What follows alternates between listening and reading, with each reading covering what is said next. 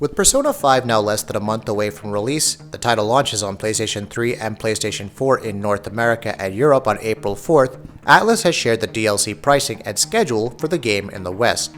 It looks like we'll be getting mostly everything that was made available in Japan over time. That's the good news.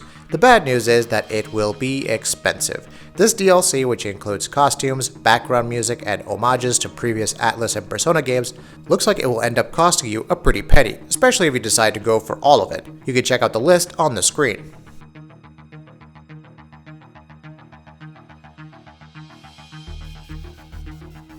It looks like Microsoft is ensuring that the Scorpio is perceived as a major improvement over the existing Xbox One all around, without any existing games needing any patches, as has been the case on the PS4 Pro.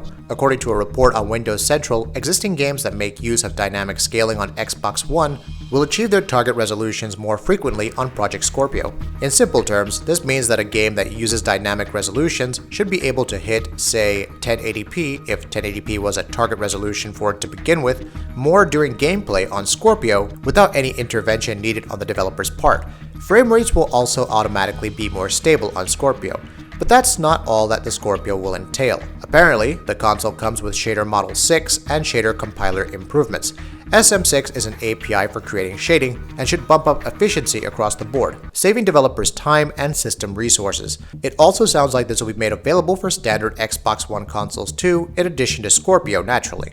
It also sounds like games that sport 4K assets will enjoy graphics enhancements on 1080p displays, which will come down to the console's Supersampling technology. All of this to say that even with a standard 1080p monitor, the difference between Scorpio and existing Xbox One games should be clear on just about any game.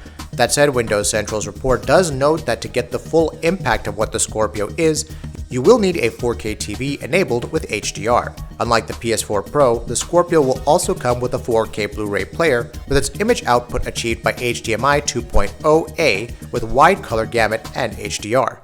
So all in all, it looks like Microsoft is finally betting the house on this whole 4K resolution thing. Let's hope it works out for them. I'm hoping they'll have some great games to go with their new console too. The Nintendo Switch has now officially launched, following unprecedented levels of hype and anticipation, and people can now finally get their hands on Nintendo's latest system, which acts as a sort of console handheld hybrid. And now that that's the case, people have started spotting some interesting things about the Switch that they may not have been able to before.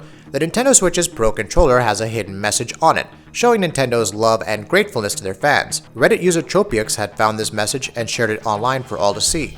Under the right analog stick of the Pro Controller, Nintendo had posted the message, "Thanks to all game fans." It's bizarre and charming, and it's hard to see how the person even found this, but it's awesome all the same.